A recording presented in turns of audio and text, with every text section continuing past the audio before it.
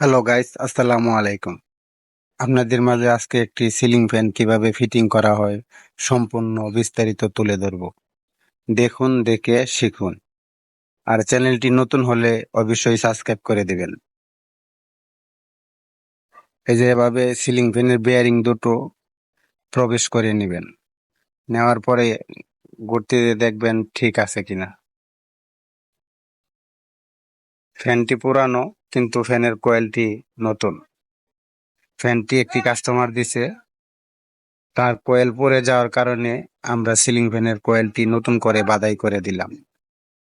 এই যে দেখুন, লোপের তার টানলাম, বান্টিশ করলাম, করার পরে এখন ফ্যানটি ফিটিং করে আপনাদের মাঝে তুলে ধরবো। ধৈর্য সহকারে দেখুন, দেখে শিখুন। ভিডিওটি একটু লম্বা হলেও ধৈর্য সহকারে দেখবেন।